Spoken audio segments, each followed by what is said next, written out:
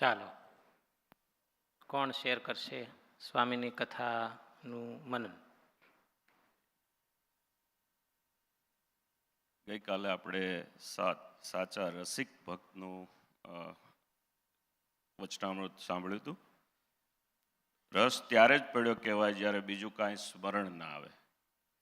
અને very important, ભગવાન પ્રત્યેની રસિકતા સાચી છે, જન્મ મરણ મટાડનારી છે, અને જગતમાં લઈ જાય એવી રસિકતા ખોટી, જન્મ મરણનું કારણ બને છે. જગતના પદાર્થ પ્રત્યેની જે રસિકતા છે એ ખોટી, એ જન્મ મરણનું અને નરકની વિઝિટ કરાવરાવે એવું છે. અને લાસ્ટ એન્ડ ઇમ્પોર્ટન્ટ, નેચરલ ટેસ્ટને અક્વાયર્ડ ટેસ્ટ બીટ કરી દેતો હોય છે. બરાબર છે. તો આપણે એવો અક્વાયર્ડ ટેસ્ટ ડેવલપ કરવો જે ભગવાન તરફ લઈ જાય. બરોબર. પછી કઈ ટેકિંગ આજનું? That's the one, last one. Okay, right. કે હું નેચરલ ટેસ્ટને એક્વાયર કરીશ, ભગવાનના ટેસ્ટને એક્વાયર કરીશ. કરેક્ટ. અને આજનું ભક્તિના સાધનો, સ્વામીએ કીધું કે ભક્તિ કોઈ સાધનથી ઉત્પન્ન થતી નથી. ભક્તિનું સાધન ભક્તિ જ છે. અને ભગવાનની ભક્તિ કરવી હોય તો જગત પ્રત્યેનો પ્રેમ હેત ઓછો કરવો પડે. ખોટી જાહેરાત વગર અને બીક વગર ભક્તિ કરવી. અને આપણા પ્રસંગોમાં પણ ભગવાનના ગીત ગાવા, મહાપુરુષોની કૃપા પ્રાપ્ત કરવી. અને સત્સંગ, સત્સંગ અકારણ મળે છે. સ્વામી એક્ઝામ્પલ આપ્યું, ગુરુકુળમાં આવ્યા અને સત્સંગ થયો.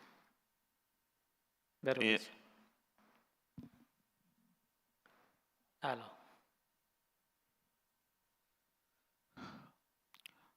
સ્વામીએ ભક્તિ વચ્ચે કીધું કે નબળા માણસથી દબાવવું નહીં. જો નબળા માણસથી દબાઈએ તો એ નબળા જ કામ કરાવે છે. એટલે આપણે એવું ધ્યાન રાખવું, આપણે કોની સાથે વાત કરીએ છીએ અને શું વાત કરે છે અને આપણે ક્યાં લઈ જવા માગે છે. આપણે નબળા માર્ગે નથી લઈ જતો ને, એ ખાસ ધ્યાન રાખવાનું. કઈથી હોત ન દબાવું એમ કીધું ને.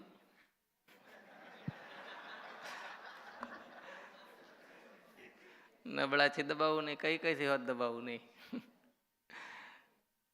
એટલે આપણે તો પછી એમાંથી છેલ્લે બોલવાનું, આપણે દરરોજ બોલાવી છે ને કે હવેથી હું ફલાણાથી દબાઈશ નહીં. બરોબર. સારું, આગળ હાલો. પછી બીજા કોઈ ભક્તોને શેર કરવી હોય સ્વામીની કથા? હા, તમને એમ લાગે ને કે આ કથામાં બહુ સારું છે, બીજા બધાને કહી દીધા જેવું છે, એવું શેર કરવાનું. જે શુભ સંકલ્પ કર્યા હોય એનો કોઈ દિવસ નાશ થતો નથી. તો જ્યારે સત્વગુણ કે આવું વાતાવરણ હોય ત્યારે શુભ સંકલ્પ કરી લેવો, કે જેથી કરીને આપણને જીવનમાં ધર્મ ભક્તિમાં આપણે આગળ ધપી શકીએ. અને એક છેલ્લું કે ભક્તિ છે એ દબાવીને પણ રાખવી અને દબાવીને ન પણ રાખવી, છુપાવીને રાખવી અને છુપાવીને ન પણ રાખવી. તો કઈ જગ્યાએ છુપાવીને રાખવી? તો કે આપણે એનો બહુ બધાને દેખાડો નહીં કરવાનો. અને કઈ જગ્યાએ દબાવવું નહીં? તો કે જ્યાં એવા વાતાવરણ હોય કે આપણો ધર્મનો ખરાબ બોલતા હોય, ગુરુકુલનું સંતોનો ખરાબ બોલતા હોય, એ સમયે આપણે આપણો અવાજ ઊંચો કરી અને એમનાથી દબાવવું નહીં. અને એક્શન આઇટમ છે કે હવેથી ધારો કે ભગવાનમાં જ્યારે આપણે ભગવાનની ભક્તિ કરતા, ભગવાનને જગાડતા હોય, થાળ કરતા હોય, ત્યારે પ્રત્યક્ષ ભગવાન છે એનો હું અત્યારે પેલો થાળ કરું છું, પેલું આપણે ભગવાનની પૂજા કરું છું, એવો પ્રત્યક્ષ ભાવ રાખવો અત્યારથી એ એક્શન આઇટમ છે. પ્રગટ ભાવથી હું ભગવાનની ભક્તિ કરીશ એમ. બરાબર. જય સ્વામિનારાયણ. ભગવાન સંબંધી પંચ વિષયમાં યોગ્ય કરીને આનંદ પામે તે સાચો રસિક ભક્ત. એટલે કે સત્સંગમાં રસ રહે તો એ ભગવાનની રસિક ભક્તિ. અને એ ટેસ્ટ છે એ ડેવલપ કરવો પડે, એક્વાયર કરવો પડે, તો આપણને સત્સંગમાં રસ રહે. બરાબર. બીજે રસ આવતો હોય તો એ ખોટી રસિક ભક્તિ છે, એ ભક્તિ નથી. પછી કાંઈ ટેક હવે સત્સંગમાં બને એટલું વધારે ને વધારે રસ રહે અને સત્સંગની સેવાનો રસ રહે એવું ડેવલપ કરવું, અને એના માટે સમય કાઢવો, એટલે ભગવાનમાં વધારે જોડાવાય. સરસ. ચાલો. જય સ્વામિનારાયણ સ્વામી. જય સ્વામિનારાયણ. ભગવાનનો રસ સાચો છે, પણ એને જગતનો રસ તો ખોટો છે. પણ હાલો જન્મ જન્મથી એ રસમાં જ આનંદ માણ્યો છે એટલે સાચો લાગે છે. ખોટો છે પણ તો સાચો લાગે છે. બરાબર. ગઈકાલની કથામાં, આજની કથામાં બે વાત હતી કે એક તો ભગવાનનું ભજન કરવું એટલે ભગવાનમાં રસ લેવો હોય તો સંસારનો રસ છોડવો પડે એમ. અને બીજું છે કે ભગવાનની ભક્તિ આપણે દેખાડા માટે ના કરવી, પણ તો સહેજે સહેજે આપણો એવો ભાવ ન હોય પણ દેખાડા માટે થઈ જાય. આપણે એકલા પૂજા કરતા હોય અને ભીડામાં પૂજા કરતા હોય તો આપણે એલર્ટ રહે કે ચાલુ કથામાં કદાચ આપણે ઓલું પૂજામાં ફોન જોશું, આડાહવડા જોશું તો બધાને નહીં ગમે, એટલે તો એલર્ટ રહે છે. અને બીજું કોઈથી ડરવું નહીં ભક્તિ કરતાં. તો એક્શન આઇટમ ટેક હવે એવું છે કે મને ઘણી વખત થોડુંક તિલક ચાંદલો કરતાં થોડીક શરમ આવે. આમ 90% કરીએ પણ 10% ક્યાંક જવાનું હોય અમુક જગ્યાએ તો શરમ આવે, તો એ શરમ નહીં રાખીએ ને દરરોજ તિલક ચાંદલો કરશું. જય સ્વામિનારાયણ. જય સ્વામિનારાયણ. ભગવાનની ભક્તિ ભગવાનથી ઉત્પન્ન નથી, પણ ભગવાનના સાચા સત્પુરુષથી થાય છે. સત્પુરુષ જ્યારે મળે ત્યારે અતિ ચીવટથી ધ્યાન રાખી એની અનુવૃત્તિ એ ભગવાનના ભક્તને સમજી અને એ જે ભક્તિ કરે છે એમાં જોડાઈ જવું અને એ પ્રમાણે કરવું, નહીં તો એ સિવાય રખડી જવાય. બરાબર છે. સરસ. પૂરો એક છે સ્વામી થોડું. બોલો નિશાદભાઈ. આજની કથાના આધારે સ્વામીજીએ થોડું, સ્વામીએ સરસ કહ્યું હતું કે ભક્તિને સહિયારું નથી ફાવતું એમ, એમાં વિષય અને સંગ એ બેની વાત કરી. અને બીજું એક કીધું કે આખો દિવસ કથા વાર્તા સાંભળે ને જ્ઞાન કરે, પણ જો પાછું વળીને વૃત્તિને પાછી ના વાળે તો એનું કંઈ ફળ નથી થતું. એટલે એમાં ટેક હવે એવી કે પેલા દિવસે જે મનન માટેનું મેં થોડો નિયમ જેવું લીધું હતું કે 15-20 મિનિટ એટલીસ્ટ એકવાર જે કંઈ સાંભળ્યું છે એનું મનન કરીશ, તો આ એના માટે છે કે જો મનન કરશું તો થોડી વૃત્તિ પાછી વળે. અને બીજું એક હતું કે ભગવાનનું કામ કરવું ત્યાં બાયો ચડાવવી નહીં. એટલે જ્યાં જ્યાં બાયો ચડાવતા હોઈશું ત્યાં હવે નહીં ચડાવીએ. તે દ્રષ્ટાંત સરસ દીધું. કયો બાયપાસ કરવું, બાયપાસ કરવું, બાયું ન ચડાવવી. કૂતરાનું દ્રષ્ટાંત દીધું ને, દ્વારિકા જવાનું હતું તો હા, એ 10 દિનનો પ્રોગ્રામ 1 દિન પૂરો. જો આવો નિર્ણય કરે ને તો એટલે 10 જન્મમાં કામ થવાનું 1 જન્મમાં પૂરું. બાયપાસ કરતા આવડી જાય તો આનો અર્થ તો એવો થાય. એટલે નિષાદભાઈએ સરસ ટેક અવે લીધું કે હું દરરોજ 15-20 મિનિટ મનન પણ કરીશ. તો ભક્તો જેમ કથા વાર્તાનો નિયમ લે છે એમ જેને કથા વાર્તા રેગ્યુલર થઈ ગઈ હોય સાંભળવાનું, તો એમણે થોડુંક આ મનન કરવાનું પણ નિયમ લેવું કે ભાઈ 15-20 મિનિટ કથા સાંભળી તો પાછળથી 15 મિનિટ કે 10-15 મિનિટ એ કથા મને કાંઈ કહે છે કે શું કહે છે એમ થોડુંક આગળ પાછળ જોઈ થોડુંક એનું ચિંતન કરવું, વિચાર કરવો અને એમાંથી કંઈક ફેરફાર કરવાનો નિર્ણય કરવો.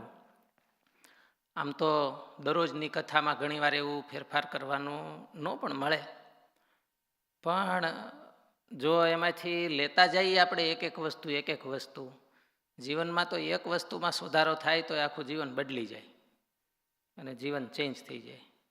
તો કથામાં તો દરરોજ કાંઈક ને કાંઈક એવું આવતું હોય, કાંઈક આપણા ધર્મ નિયમના સુધારાનું આવતું હોય અને કાં ભગવાનના માર્ગે આગળ વધવા માટેનું આવતું હોય. બે જ આવતું હોય. મોટા ભાગે તો તમે એને ઓલામાં કેટેગરાઇઝ કરો તો બેમાં તો ક્યાંક તો ફોલ થતું જ હોય, કાંઈક આપણને ફેરફાર કરવાનું કહેતા હોય અને કાં ભગવાનના માર્ગે આગળ વધવાનું કંઈક વાત કરતા હોય. તો એમાં થોડી દ્રઢતાથી, એકાગ્રતાથી ચિંતન મનન કરી અને આગળ વધશું તો આના જન્મે પાર. બરાબર. આજે આપણા વિષયમાં સત્પુરુષમાં આત્મબુદ્ધિ. સ્વામીએ આજની કથામાં બહુ સરસ વાત કરી કે સત્સંગ મળ્યો તો છે આપણને, દુર્લભ ઘણોય છે પણ મળ્યો છે અને અકારણ કૃપાથી મળ્યો છે. કારણ કે સ્વર્ગની પ્રાપ્તિ થાય તો એનું કારણ પુણ્ય હોય અને નરકની પ્રાપ્તિ થાય તો એનું કારણ પાપ હોય, પણ સત્સંગ મળ્યો છે એનું કોઈ કારણ નથી. એટલે અકારણ કૃપાથી હવે જે નિમિત્તે આપણને મળ્યો એ નિમિત્તે ડાયરેક્ટ ઇનડાયરેક્ટ આ તે, પણ આપણે સત્સંગને પોતાનો કરીને રાખવો, મારો કરીને રાખવો, સત્સંગમાં મમત્વ કરીને રાખવું. એવું કારિયાણીના 7મા વચનામૃતમાં કાશીદાસભાઈના પ્રશ્નમાં મહારાજે વાત કરેલી છે. કાશીદાસભાઈએ શું કીધું કે મહારાજ આ સાધુઓ છે એ તો અખંડ ભગવાનના સ્વરૂપમાં વૃત્તિ રાખે પણ અમારે ગ્રહસ્થોને અનંત વિટમણા, એટલે ભગવાનમાં અખંડ વૃત્તિ રહેતી નથી. તમે સાંભળી લીધું કે સાધુઓ અખંડ ભગવાનમાં વૃત્તિ રાખે. સાચી વાત છે? કાશીદાસભાઈ માનતા હતા. એને ખબર નહીં હોય, સાધુને બરોબર નહીં ઓળખતા હોય. એટલે મહારાજે કીધું કે એવું ન હોય, જેને દેહના સંબંધીઓમાં જેવી મમતા છે એ બધી મમતા જો ભગવાનમાં રાખે તો ભગવાન સાંભળે. સાધુને ભગવાન સાંભળે અને ગ્રહસ્થને ન સાંભળે એવું ન હોય. પછી એમાં છેલ્લો એક પ્રશ્ન બહુ સરસ પૂછ્યો છે, મહારાજે પોતે જ પૂછ્યો છે. આત્યંતિક કલ્યાણ કોને કહીએ? આત્યંતિક કલ્યાણ એટલે મહારાજે એમાં લાંબી વાત કરી છે કે આ બધું નાશ પામી જાય ને પછી એક તેજનો સમૂહ વધે ને એમાં જે ભગવાન છે એમના વિશે જે હેત છે એ આત્યંતિક કલ્યાણ છે. અને એ જે ભગવાન ને ભગવાનના સંત કે ભગવાનના સત્પુરુષ એમના વિશે હેત થાય છે ને આત્મબુદ્ધિ થાય છે, એટલે એ આત્યંતિક સત્પુરુષ હોય, એટલે અક્ષરધામમાં જાય એવા સત્પુરુષ હોય એના વિશે મમતા થાય. મહારાજે મમતા કીધી છે એ આત્યંતિક મમતા ગણવાની, એના વિશે એવી આત્યંતિક મમતા થાય. આત્યંતિક મમતા એટલે કે પછી બીજે નહીં એમાં થાય તો એ આત્યંતિક કલ્યાણ છે. તો એ જીવતા પણ આત્યંતિક કલ્યાણ, એટલે આપણને જે મમતા થાય સત્પુરુષમાં એ જ આત્યંતિક કલ્યાણ છે. પણ હવે મમતા થતી નથી. આપણને આપણે માન્યા હોય તો મિક્સિંગ હાલતું હોય છે, એટલે એનું થોડું શુદ્ધિકરણ કરવું જોઈએ. એટલે મમતા થોડીક દ્રઢ કરવી જોઈએ, સત્સંગે કરીને થાય. તમે બધા ભક્તો તો એવી મમતા રાખો છો અને કરો છો, બધા જીવને એવી થતી નથી, પણ તોય ઊંચી નીચી સ્થિતિ છે એને હરખી આપણે કેળવવા માટે થોડી મહેનત કરવી જોઈએ. તો એક બીજો આવો નવો પ્રશ્ન છે કે આ મમતા વિશેનો, કે ભાઈ આવું મહારાજે વડતાલના 12મા વચનામૃતમાં એક પ્રશ્ન કર્યો છે, કદાચ સોહેલ ભગતને યાદ હશે. છેલ્લો પ્રશ્ન છે 12મા વચનામૃતનો. કયો જી? મહારાજે નિશ્ચયની વાત કરી કે આજ તો સર્વને નિશ્ચયની વાત કરવી છે. પછી મહારાજે કીધું કે કોટી કોટી ચંદ્ર 12મું ને 11મા વચનામૃતમાં 11મા મહારાજ મહારાજે કીધું કે મોટા પુરુષમાં જ્યાં સુધી આત્મબુદ્ધિ ન થાય ત્યાં સુધી બ્રહ્મ સ્વરૂપને વિશે સ્થિતિ પણ ન થાય, અને જ્યાં સુધી બ્રહ્મ સ્વરૂપને વિશે સ્થિતિ ન થાય ત્યાં સુધી સત્પુરુષમાં હેત પણ ન થાય. તો એ વિરોધાભાસ આવ્યો તો કેમ ટળે? જ્યાં સુધી સત્પુરુષમાં એને ભાવ ન થાય ત્યાં સુધી આત્માની સ્થિતિને પામતા નથી, એટલે બ્રહ્મરૂપ સ્થિતિ થતી નથી. અને બ્રહ્મરૂપે કરીને ભક્તિ કરવી એવી મહારાજની શિક્ષાપત્રીમાં આજ્ઞા છે. તો ઓલો બ્રહ્મભાવ આવતો નથી એનું કારણ છે સત્પુરુષમાં એને હેત નથી. અને જ્યાં સુધી એ સત્પુરુષ એને સમજાતા નથી ત્યાં સુધી એ થતું નથી, ને એ થાય નહીં ત્યાં સુધી પાછું સત્પુરુષ સમજાય નહીં. સત્પુરુષને સમજવા માટે તે બ્રહ્મરૂપની ભાવના છે એ મહત્વની કીધી છે. તો આનો વચલો રસ્તો શું કરવાનું? કેવી રીતે આનો મેળ બે? તો કેવી રીતે મેળ બે? એને કંઈક હેત થવું જોઈએ, એ સત્પુરુષમાં હેત થવું જોઈએ. અને હેતનું માધ્યમ છે સમર્પણ. એને નાનું મોટું કંઈક સમર્પણ કરે તો હેત થાય. એની હારે કોઈ પણ નિમિત્તે કાંઈક લેતી દેતી થાય, એ સત્પુરુષ તો એવા હોય કે જીવનું હિત કરે એવા હોય, એટલે એના સ્વભાવથી એમાં હેત થાય. અને એમાં હેત થાય તો આપણી સ્થિતિ હોતા ઉપર જાય, અને એવી રીતે કલ્યાણના માર્ગમાં આગળ વધાય છે. એટલે આપણને તો હવે સત્પુરુષ મળ્યા છે, થોડું ઘણું હેતય છે, પણ હજી એક વાત બાકી છે એ આજે કરવી છે આજના વિષયમાં, કે છતાંય આપણે સાવધાની રાખવાની છે. અહીંયા બોર્ડ માર્યા છે, બધા બોર્ડ રહી જાય છે. 5 દી થઈ ગયા. આપણે શું લખ્યું છે? નિયમ નિશ્ચય અને પક્ષ, એનું વચનામૃત છે. કયું વચનામૃત છે? મધ્યનું 61મું. આપણે એ વચનામૃતનો પહેલો પેરેગ્રાફ જેમાં નિયમ નિશ્ચય અને પક્ષની વાત કરી છે એ વાંચશું. ઓમ અવતારિણે શ્રી સ્વામિનારાયણાય નમો નમઃ. શ્રી હરિકૃષ્ણાય નમો નમઃ. શ્રી પૂર્ણ પુરુષોત્તમાય નમો નમઃ. સ્વામિનારાયણ હરે, સ્વામિનારાયણ હરે. સંવત 1881 શ્રાવણવદી 7મને દિવસ સ્વામી શ્રી સહજાનંદજી મહારાજ શ્રી ગઢડા મધ્યે દાદા ખાચરના દરબારમાં આથમણે દ્વાર ઓરડાની ઉગમણી ઓસરીએ ઢોલિયા ઉપર વિરાજમાન હતા અને મસ્તક ઉપર શ્વેત શેલું સોનેરી છેડાનું બાંધ્યું હતું અને એક બીજું શ્વેત શેલું ઓઢ્યું હતું અને શ્વેત ખેસ પહેર્યો હતો અને મોગરાના પુષ્પના હાર પહેર્યા હતા અને પોતાના મુખારવિંદની આગળ પરમહંસ તથા દેશ દેશના હરિભક્તની સભા ભરાઈને બેઠી હતી. પછી શ્રીજી મહારાજ બોલ્યા છે, જેમાં 3 વાના હોય તે પાકો સત્સંગી કહેવાય. તે 3 વાના તે કયા? તો એક તો પોતાને ઈષ્ટદેવે જે નિયમ ધરાવ્યા હોય તે પોતાના શિર સાટે દ્રઢ કરીને પાળે, પણ એ ધર્મનો કોઈ દિવસ ત્યાગ ન કરે. અને બીજો, ભગવાનના સ્વરૂપનો જે નિશ્ચય તે અતિશય દ્રઢપણે હોય, પણ તેમાં કોઈ સંશય નાખે તો સંશય પડે નહીં, ને પોતાનું મન સંશય નાખે તોય પણ સંશય પડે નહીં, એવો ભગવાનનો અડગ નિશ્ચય હોય. અને ત્રીજો, પોતાના ઈષ્ટદેવને ભજતા હોય એવા જે સત્સંગી વૈષ્ણવ તેનો પક્ષ રાખવો. તે જેમ મા બાપ દીકરા દીકરી તેનો પક્ષ રાખે છે અને જેમ પુત્ર હોય તે પોતાના પિતાનો પક્ષ રાખે છે અને જેમ સ્ત્રી હોય તે પોતાના પતિનો પક્ષ રાખે છે, તેમ ભગવાનના ભક્તનો પક્ષ રાખવો. એ 3 વાના જેમાં પરિપૂર્ણ હોય તે પાકો સત્સંગી કહેવાય. અને હરિભક્તની સભામાં મોઢા આગળ આવીને બેસતો હોય ત્યારે બીજાને એમ જણાય જે મોટેરો સત્સંગી છે, પણ મોટેરાની તો આ એમ પરીક્ષા છે જે ગૃહસ્થ હોય તે તો પોતાનું જે સર્વસ્વ તે ભગવાનને ભગવાનના ભક્તને અર્થે કરી રાખે, અને સત્સંગને અર્થે માથું દેવું હોય તો દે. અને જે ઘડીએ પોતાના ઈષ્ટદેવ આજ્ઞા કરે છે તું પરમહંસ થા, તો તે તત્કાળ પરમહંસ થાય. એવા જેના લક્ષણ હોય તે હરિભક્તની સભાને આગળ બેસે અથવા વાંસે બેસે, પણ તેને જ સર્વ હરિભક્તમાં મોટેરો જાણવો. અને જે ત્યાગી હોય તે જ્યારે દેશ પરદેશમાં જાય ને ત્યાં કનક કામિનીનો યોગ થાય તો પણ તેમાં ફેર પડે નહીં, અને પોતાના જે નિયમ હોય તે સર્વે દ્રઢ કરીને રાખે, તે સર્વે ત્યાગીમાં મોટેરો કહેવાય.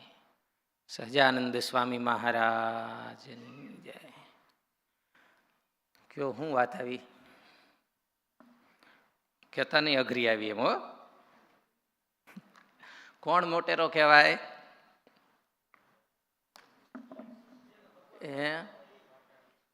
મોટેરો કોણ કહેવાય? કોઈ બોલશે નહીં, માથે આવ્યું ને એટલે. મોટેરો કોણ કહેવાય? નિયમ નિશ્ચય ને પક્ષી તો પાકો સત્સંગી કહેવાય એમ કીધું. પાકો સત્સંગી કહેવાય. જાજા ભગવાન સાંભળતા હોય મોટા હેલું હાવ. ઓલું નામ નહીં લેવાનું કે તું પરમહંસ થાય એમ. કા સ્વામી તો 2-3 દીથી વાહે પડી ગયા છે, હવે પાછા તમે મૂકતા નથી કે મહારાજ કે. એટલે આમાં મને તો એમ થયું કે આપણે છે ને કોમ્પિટિશન કરવા જેવી છે. અમારી યારે કરવી છે? ન કરાય? આમાં કરવા જેવી છે. આમાં જો કીધું ને મોટેરા થવાની વાત છે. સાધુમાં કોણ મોટેરા? કયો છે? અંદર ફેર ના પડે કઈ. સાધુમાં મોટેરા કોણ? આ વચનામૃતમાં શું કીધું? આપણે એના જ શબ્દોની વાત કરીએ છીએ, બીજું નવીન કાંઈ નહીં. એટલે એમાં તો તમને રહ હોવો જોઈએ કે નહીં, કમસે કમ. કે સાધુમાં મોટેરા કોણ? દેશ પરદેશ જાય. હા, લોકોને બોલવું છે. હા, બોલો બોલો બોલો. દેશ પરદેશ જાય પણ કાંઈ ગમે ત્યાં જાય પણ નિયમમાં કાંઈ કનક કામિનીનો યોગ થાય પણ તોય કાંઈ ફેર પડે નહીં. એમાં કાંઈ, હા, એનાથી કાંઈ મારે નિયમમાં ફેર પડે નહીં, એમાં લેવાય નહીં. તો એ ત્યાગીમાં મોટેરો. એટલે આપણે ત્યાગીઓનું લિસ્ટ કરવાનું, મોટેરા ત્યાગી કોણ? બરોબર ને? કરવું જોઈએ કે ન કરવું જોઈએ? સાચું કયો? કરવું જોઈએ ને? કોણ કોણ કેસ કરવું જોઈએ? હાથ ઊંચો કરો જોઈએ. બસ. કેમ બાકીના બધાને? નાના બધાને ખબર છે હમણાં વાહે અમારો વારો આવવાનો છે એટલે એટલે કોઈ ઊંચા હાથ નથી કરતા. એટલે ત્યાગીમાં મોટેરા એટલે એની હારે આપણે કોમ્પિટિશન કે હાલો ભાઈ કોણ ત્યાગી મોટેરા અને કોણ હરિભગત મોટેરા. મોટા કોને થવું છે? સેવક રહેવું, મોટા નથી થવું. આમાં કીધા એવા, આપણે તો ઓલા તમે કહો એવા નહીં. આમાં જેવા મોટેરા કીધા એવા આગળ કોને વધવું છે? એવું હાલો શબ્દ ફેરવવી થોડો. એવું આગળ કોને વધવું છે? કરો હાથ ઊંચો કરો, હાથ ઊંચો કરો. પરણે નહીં કરતા હો, વધુ હોય તો જ કરજો. સારું, તો આપણે જુવાની હોય ઘણા હાથ ઊંચો કર્યો. નામ લખાવજો ભાઈ, શાંતિ સ્વામી બધાનું લિસ્ટ કરવું જોઈએ તમારે.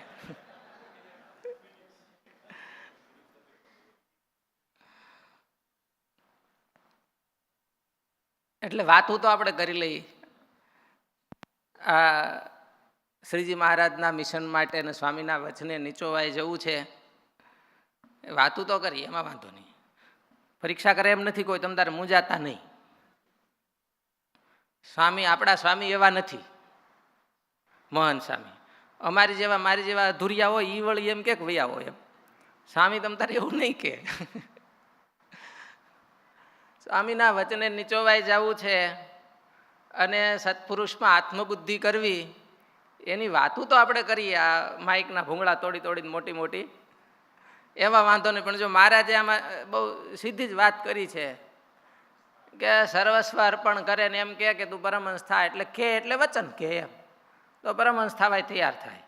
અને સાધુ હોય તો એને ગમે એ જગ્યાએ નાખ્યો હોય તોય ક્યાંય લેવાય નહીં. મહારાજે અતિ દ્રઢ નિશ્ચયના લક્ષણમાં પણ કીધું છે કે અતિ ત્યાગી સ્વભાવનો હોય અને એને ગમે એવી પ્રવૃત્તિ માર્ગની ક્રિયા દે તોય રાજી થકો કરે, ખુશીથી કરે, એમાં બંધાઈ ન જાય, તો એ ત્યાગીમાં મોટેરો અને આ ગ્રહસ્થમાં મોટેરો. એટલે આપણને સ્વામીમાં આત્મબુદ્ધિ તો છે, એ આપણી કેર તો લે છે. આપણી પરંપરા એવી છે કે ધીરે ધીરે જ્યાં મોકો મળે ત્યાં બધાને નિર્બંધ કરે. મૂળ પ્રશ્ન છે આ લોકમાં આપણે હલવાઈ ગયા છીએ, ત્યાંથી આપણે છૂટવું નથી. અને ઓલા પણ ભગવાનના ધામમાં જો એમ નામ જો જવાતું હોય કાંઈ કર્યા વગર, તો એ તો પાછું થવાનું નથી.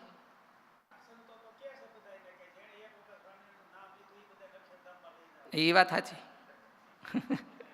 લઈ જવાના છે.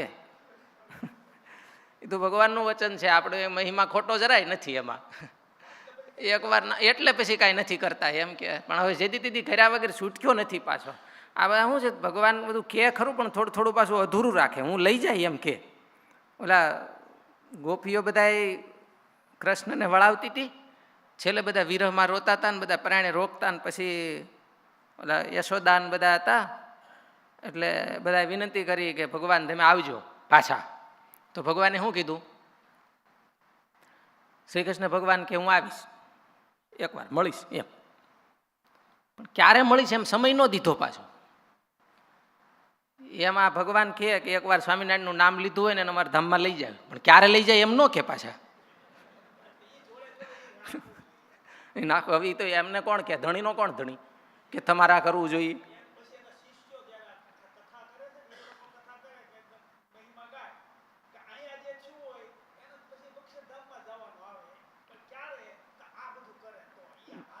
હા, એટલે આ બધું કરે તો હું શું કરે તો બોલો જય નિયમ નિશ્ચય અને પક્ષ રાખે તો.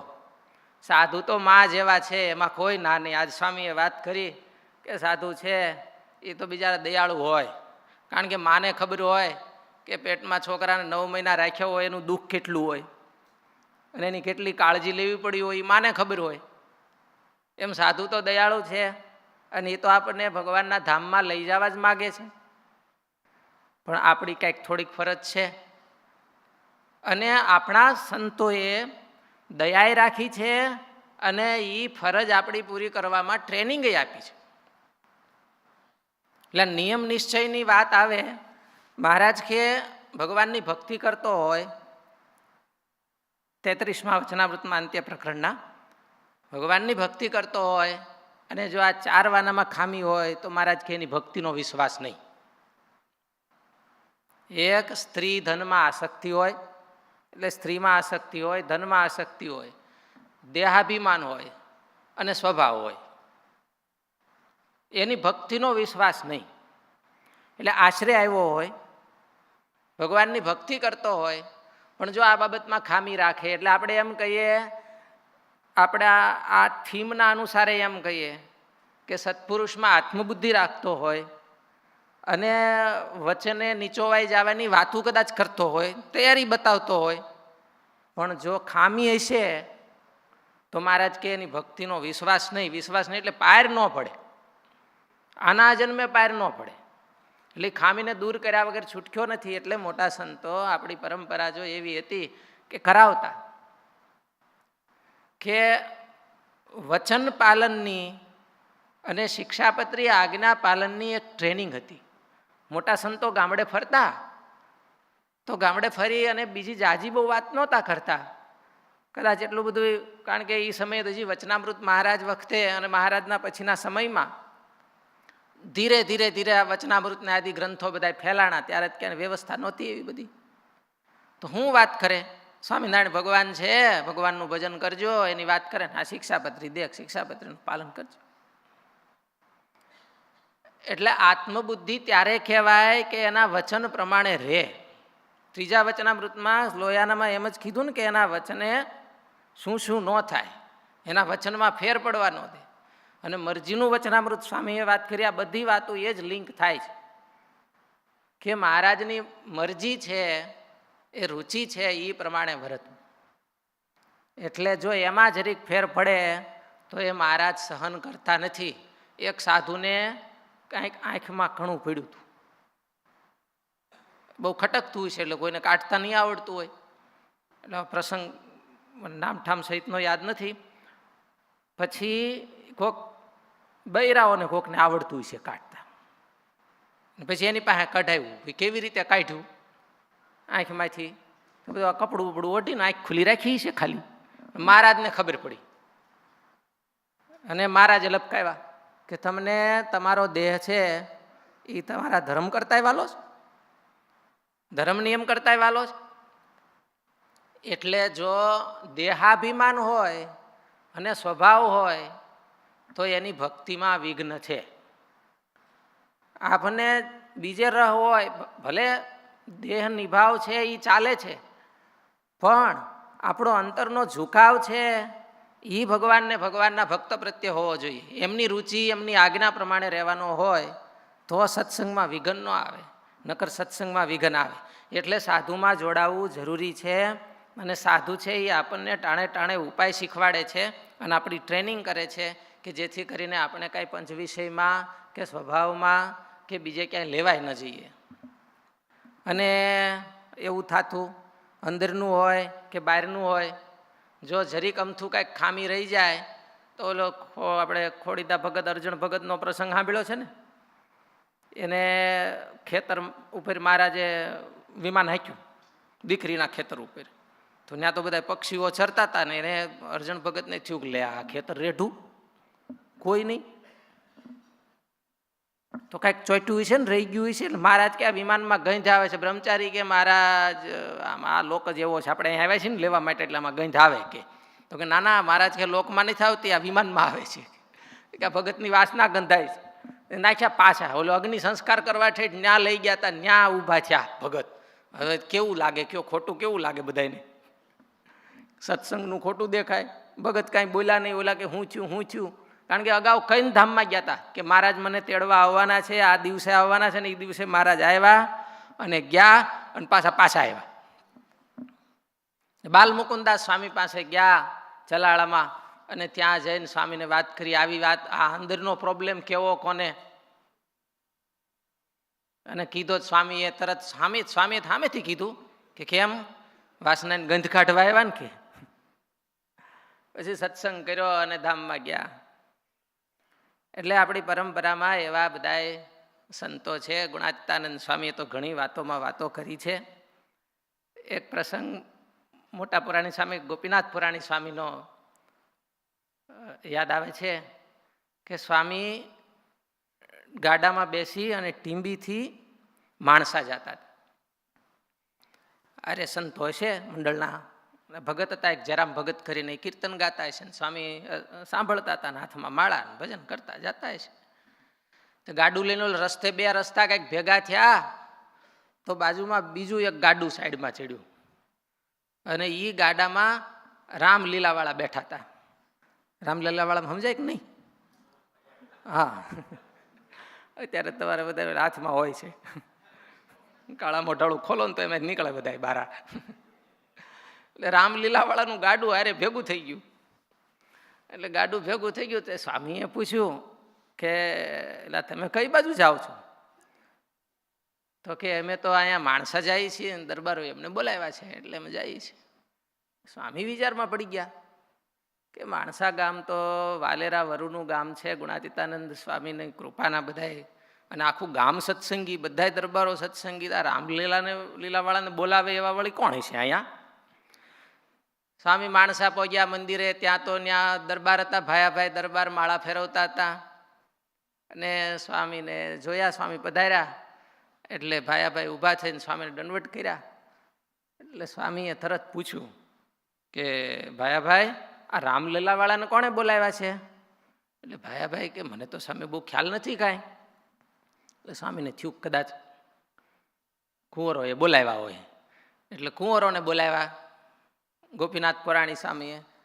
અને સ્વામીએ કીધું કે આ રામલીલાવાળાને તમે બોલાવ્યા છો? એટલે બધા કુંવરો બધા હતા એ પગે લાગીને ઊભા રહ્યા. અને પછી સ્વામીએ પૂછ્યું ને એટલે કાંઈ બોલ્યા નહીં, જવાબ ન દીધો. એટલે સ્વામી સમજી ગયા. એટલે માંડ્યા એકબીજાનું મોઢું જોવા. એટલે સ્વામી કહેલા તમને પૂછું છું કે આ રામલીલાવાળાને કોણે બોલાવ્યા? એટલે એમાં પછી એક કુંવર હિંમત કરીને બોલ્યા કે સ્વામી અમે બોલાવ્યા હતા, ભૂલ થઈ ગઈ. એટલે આ માળા તમે બધા ભગવાનના ભગત, બધા અમારા શિષ્યો, અને તમે આને બોલાવો. સ્વામી થોડુંક દેખ્યા અને કડક શબ્દોમાં થોડુંક વધ્યા. એટલે કુંવરોએ માફી માગી, કારણ કે ગોપીનાથ પુરાણી સ્વામી તો આખા ગામના ગુરુ કહેવાય પાછા. એટલે કે મા બાપ ભૂલ થઈ ગઈ, હવે બીજી વાર આવું નહીં કરીએ અને મોકલી દઈએ પાછા. સ્વામી કે એમ હાલે, પ્રાયશ્ચિત કરવું પડશે. એટલે કુંવરો કે મા બાપ જે તમે સજા આપો એ મંજૂર. સ્વામી કે સારું, જો આ બધા માળા લઈ લ્યો કે તડકે ઉભા રહ્યો. રાજાના કુંવરોને બધાને તડકે ઊભા રખાવ્યા અને તડકે માળા ફેરવાવી. પછી તો બધું મોકલી દીધા ને ઓલા રામલીલાવાળાને બોલાવીને હોતા કીધું ને એમાં કંઈક ડખો થયો અને અંદરો અંદર એ બધા હોતા. તો ઓલા પુસ્તકમાં જ લખ્યું છે, પછી સામાન મૂકીને બધા ભાગી ગયા. એમાંથી એક નગારું હજી હોતા મંદિરમાં છે પ્રસાદીનું. કહેવાનું એ કે આપણી પરંપરા એવી છે, શાસ્ત્રીજી મહારાજે ટોકતા અને કડક હતા. એવા ને એવા પૂજ્ય મહંત સ્વામી છે એ પણ થોડા કડક છે. એટલે આપણે ભગવાનના માર્ગે ચાલીએ તો સંતો ટોકે વઢે ખરા, પણ એ આપણા ફેરફાર માટે છે. એટલે આપણે એવો અધિકાર એમને દેવો જોઈએ કે આપણને ખુશીથી ટોકે અને વઢે અને આપણને કાંઈક કહે. એટલે અમે તો પૂજ્ય મહંત સ્વામીને નજીકથી જોયા છે કે જે ભગત નજીક થાય અને નજીકથી સેવા કરે ને એને વધારે વારો ચડે. તમને એમ લાગે કે ભાઈ નજીક હોય ને વધારે રાજી હોય, પણ એવું ન હોય. શાંતિ સ્વામીને કાનમાં પૂછજો, એક જ કાનમાં પૂછવાનું, બીજા કાનમાં તો કંઈ સંભળાતું નથી.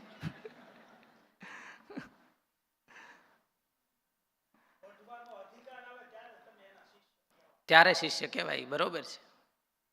એટલે આપણે એવી આત્મબુદ્ધિ કરવાની છે કે એને વઢવાનો અધિકાર દેવાનો છે. સ્વામીમાં આપણે એવી આત્મબુદ્ધિ થવી જોઈએ. આપણને બીતા બીતા કહેવું પડે તો એને અધિકાર દીધો ન કહેવાય. એટલે આવું તો બધાને ચાન્સ મળે ન મળે, પણ આ નિયમ નિશ્ચય અને પક્ષ એ ત્રણેય રાખવામાં આપણે ખૂબ બળિયા થવાનું છે અને એને નિભાવવાનું. જો નિયમ છે ને એ શારીરિક છે. તમે બધા ભક્તો છો, અહીંયા અમેરિકામાં રહો છો, અમને ખબર છે તમારે શિક્ષાપત્રીના નિયમ પાળવા, બધાય નિયમ પાળવા થોડા કઠણ છે. પણ જો મનથી મજબૂત થાવ તો જરાય કઠણ નથી. એટલે આ બ્રહ્મસત્ર છે, અહીંયા 5 દી 8 દી ખર્ચા પાણી કરીને આપણે દૂર દૂરથી હોતા ભક્તો આવ્યા છે. અહીંના હોય એમણે નોકરી ધંધામાં રજા મૂકી અને અહીંયા આવ્યા છે અને સંતોનો સમાગમ કરો છો, ભાવથી ભજન ભક્તિ કીર્તનમાં આગળ વધો છો, પછી આત્મબુદ્ધિ કરો છો, સંતો હારે વાતચીત કરીને એમાં કેમ હેત વધે એવી રીતે નજીક થવા કોશિશ કરો છો. તો એ તો આપણે કરીએ જ છીએ, પણ આ હોતા એક કારણ કે જ્યાં સુધી અંતઃકરણની શુદ્ધિ નહીં થાય ત્યાં સુધી એમાં ભગવાનનું જે દર્શન થવું જોઈએ જેવું એવું દર્શન નહીં થાય. એટલે અંતઃકરણની શુદ્ધિ છે એ બહુ જરૂરી છે. તો અંતઃકરણની શુદ્ધિ છે એ બાહ્ય નિયમોથી પણ થાય છે અને અંતરની ભાવના શુદ્ધિ કરવાથી પણ થાય છે. એટલે અહીંયા જે 3 વાત બતાવી છે, એક તો નિયમ છે એ શું કરે છે તો બાહ્ય આપણા શરીરને ને ઇન્દ્રિયોને શુદ્ધ કરે છે. એટલે જે નિયમો એમાં મુખ્ય પંચવર્તમાનના નિયમો છે. પછી તમારે ગ્રહસ્થના નિયમ હોય કે અમારે ત્યાગીના નિયમ હોય. ગ્રહસ્થના નિયમ કેટલા? 5. કયા? બોલો. દારૂ પીવો એમ, દારૂ ન પીવો એમ નિયમ કે આપણે પૂછી 5 નિયમ ક્યાં તો કે દારૂ, માટી, ચોરી, અવેરી, આ બધા નિયમ. એમ નહીં, દારૂ ન પીવો, પછી માંસ ન ખાવું, ચોરી ન કરવી, વ્યભિચાર ન કરવો અને ન ખાવાનું ન ખાવું. બરોબર ને? વટલવું નહીં, વટલાવું નહીં. આહાર શુદ્ધિનો નિયમ છે એ. એટલે આપણે તો સ્વામીના ઉડતા બોલ ઝીલવાની વાત છે. કાલ સ્વામી કથામાં બોલ્યા હતા કે ભાઈ જીવ જગતનો એવો ડાયો કે શું કીધું કયો બ્રહ્મસત્રમાં આવે. એટલે આમાં એવું નહીં હોય, અહીંયા કોઈ તો એવું નથી, પણ ખાલી એટલા જ નિયમ નથી એમ. આપણે એક એક્સરસાઇઝ નાની એવી કરાવી છે એટલા માટે વાત કરીએ છીએ કે હાલો એ નિયમમાં તો દ્રઢ હશે. સાધુના 5 નિયમ છે. ક્યાં? પંચવર્તમાન: નિષ્કામ, નિર્લોભ, નિસ્વાદ, નિસ્નેહ અને નિર્માન. આ 5 નિયમો છે. આ નિયમ કોને પાળવાના છે? બધાને. ખાલી ત્યાગીને જ પાળવાના, બધાને પાળ. ફોકસમાં થોડોક ફેર છે એટલું કે ત્યાગીને તો 10 નિયમ બધા ભક્તોને ત્યાગીને ગ્રહસ્થને બેન પાળવાના જ. નગર સાધુ દારૂ પીવે તમે એને એક્સેપ્ટ કરો?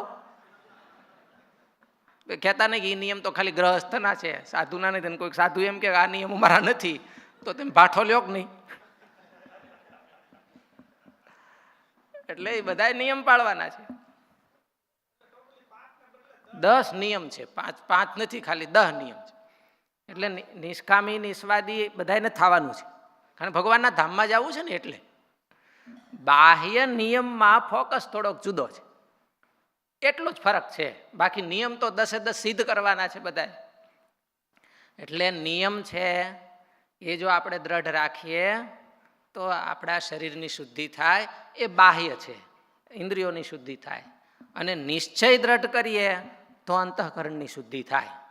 કારણ કે જ્યાં લગી દિલ ડગમગે નવ બ્રહ્મ પ્રકાશે, જ્યાં સુધી આપણા અંતરનો નિશ્ચય ભગવાન સંબંધી અને ભગવાનની સાથેનો સંબંધ અને ભગવાનના સત્પુરુષ સાથેનો સંબંધ એ જો દ્રઢ ન થાય અને એ નિશ્ચય પાકો નિશ્ચય ન થાય ત્યાં સુધી ડગમગાટ રહ્યા રાખે.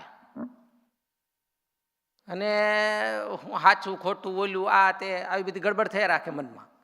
એટલે અતિ દ્રઢ નિશ્ચય રાખવો. આપણે નિશ્ચયમાં તો બહુ વાંધો નથી, અને એની જ હમણાં થોડાક દિવસથી આપણે સત્પુરુષમાં આત્મબુદ્ધિની વાતો એની જ કરી છે.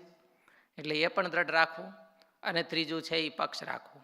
કેની જેવો પક્ષ રાખવો? મહારાજે કીધું ને, કેવો પક્ષ રાખવો? પુત્ર છે એ પિતાનો રાખે એવો, પત્ની છે એ પતિનો રાખે એવો, સંબંધીનો આપણે બધાનો પક્ષ રાખીએ છીએ કે નહીં, એવો પક્ષ ભગવાનના ભક્તનો રાખવો. રાખો છો ને બધાય? માનો આપણે એક સિનારીઓ વિદ્યાનગરની શિબિરમાં સ્વામી એક સિનારીઓ બતાવ્યો કે 2 એક હરખા ભગત હોય, બરોબર, અને તમારે ન્યાય કરવાનો થયો હોય તો, અને બેનો હરખો વાંક હોય એમ માની લ્યો. હાલો, તો કોનો પક્ષ રાખો તમે?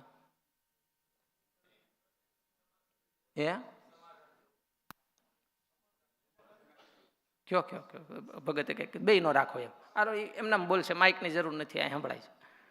બેયનો. પછી બીજા કોઈને કંઈ કેવું છે? કોનો પક્ષ? બેયનો પક્ષ રાખ્યો તો ઝઘડે થોડા એ કાંઈ. આ તો બે ભગત ઝઘડ્યા છે એટલે કોકનું એકાદાનું કંઈક તો આમ આખું પાછું કરવું પડશે ને. કોનું કરશે હરખું? હેત હોય એનો પક્ષ રાખવો જોઈએ, બરોબર છે. આપણને હેત હોય એ પછી ભગત કેટલો છે ને કેટલો નહીં એવું કાંઈ નહીં. હવે આપણે થોડોક એમાં સિનારીઓ ફેરવી નાખીએ હાલો ને, એટલે બહુ ગડબડ છે એ થોડી ક્લિયર થાય કે બે ભગત જ હોય, એક હરખા ભગત છે અને ઝઘડ્યા, અને આપણે એ બેનો પક્ષ ન્યાય કરવાનો થયો. એમાં એક છે ને એ આપણો દીકરો છે અથવા ભાઈ છે. હવે કયો કોનો પક્ષ રાખવાનો? એ તો અહીંયા બેઠા છો ને એટલે. એ બધું મોદિયામાં થાય, એ પ્રેક્ટિકલમાં ન થાય. અને કથાના મોદિયામાં વાત જુદી છે. એટલે આની આપણને ક્લેરિટી હોવી જોઈએ, આપણને ક્લેરિટી હોવી જોઈએ કે કોનો પક્ષ રાખવાનો. એટલે એ વાત કરી છે વાત તો સાચી, પણ જ્યારે એક્સ્ટ્રીમ લેવલ આવે ને ત્યારે ભૂલાઈ જાય છે. અને એવા એવા પક્ષ જેણે રાખ્યા એના આપણા ઇતિહાસમાં સંતોએ ખૂબ વાત કરી અને નામ લખ્યા છે, એની કથાઓ પણ છે. એટલે આપણું મમત્વ છે. બાકી તો જો દેહનો સંબંધ છે એ તો પૃથ્વીમાં જન્મ્યા એટલે સંબંધીઓ હોવાના નથી એવું નથી. એટલા માટે તેને એક્ઝામ્પલ તરીકે લીધા છે કે એમાં જેવો ભાવ રહે છે એવો ભાવ ભગવાનના ભક્તમાં અને ભગવાનમાં રાખવો, અને એવો પક્ષ એનો રાખવો. પણ સમય આવે ત્યારે આને કોને ગૌણ કરવા અને કોણ નહીં એ અત્યારે હરખું પાકું કર્યું હોય તો મેળ આવે. એટલે આપણને પૂજ્ય સ્વામીમાં આત્મબુદ્ધિ કરવાની વાત છેલ્લા 5-6 દિવસથી કરીએ છીએ. એ સંત તો બહુ સારા છે, દયાળુ છે, પણ એની કથા વાર્તા, એની આજ્ઞા, એના વચનો એને આપણે ઉપરથી ઝીલી અને પચાવવાના છે. ને સમૂહ હોય થોડું અઘરું પડે. એમ નામ કાંઈ ઈયળનું અંગ છે એ બદલી જાય? આમાં તો જીવમાંથી શિવ કરવાના છે. એટલે જીવમાંથી મુક્ત અવસ્થાને લઈ આવવા છે. તો ટ્રાન્સફોર્મેશન છે ને એ હેલું નથી, એ થોડુંક પેઇનફુલ જ વસ્તુ છે. એટલે આપણને આવા સાચા સંત મળ્યા છે તો એના વચનમાં દ્રઢ વિશ્વાસ રાખી અને એ ટોકે વઢે એને સહન કરી, અને એના શબ્દોને ન ટોકે વઢે ને તો આપણે એવી સેવાને સ્વીકાર કરવી જોઈએ અને એવી સેવા માથે લેવી જોઈએ કે જે થોડીક કઠણ પડે. અને કઠણ પડે તો આપણામાં ફેરફાર થાય અને આપણે ભગવાનના ધામમાં જઈએ એવા થઈએ. એના માટે એક કીર્તન અહીંયા આપણે છેલ્લું આજનું પદ છે એ અમારા અંશ ભગત બોલશે. આપણે એને સાંભળવાનું છે કે સાચા સંત છે એના હૃદયમાં કેવો ભાવ હોય છે, અને આપણને એ ચટકા ભરે કઠણ વચન કે તોય પણ આપણે એને સહન કરીએ અને એના થઈને રહીએ. આપણે એના દીકરા થઈને રહીએ તો એ આપણા મા બાપ છે, છેલ્લું ધ્યાન આપણું એ જ રાખશે અને ભગવાન પાસે પણ એ જ લઈ જશે. તો એવા સાચા સંતની વાતને એક કીર્તન દ્વારા આપણે સાંભળી અને પછી આ કથાનું અનુષ્ઠાન પૂરું કરશું. એવા સંત વિના સાચી કોણ કહે, એવા સંત વિના સાચી કોણ કહે. સારા સુખની વાત, સારા સુખની વાત, દયા રહી છે જેના દિલમાં. નથી ઘટ મારે ઘાત, નથી ઘટ મારે ઘાત. સંત વિના સાચી કોણ કહે.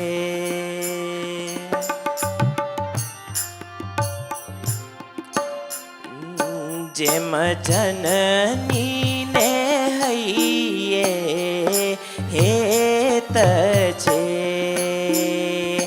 જેમ જનની ને હૈયે હેત છે. સદા સૂતને સાથ સદા સૂતને સાથ અરોગી કરવા બકને પાય કડવે રાખવાત પાય કડવે રાખવાત સંત વિના સાચી કોણ કહે જેમ ભમરી ભરે ભારે ચટકો જેમ ભમરી ભરે ભારે ચટકો પલટવાઈયળનું અંગ પલટવાઈયળનું અંગ તેમ સંત વચન કટુ કહે આપવા આપણો રંગ આપવા આપણો રંગ સંત વિના સાચી કોણ કહે જાણો સંત સગા છે સહુના જાણો સંત સગા છે સહુના જીવ જરૂર જાણ જીવ જરૂર જાણ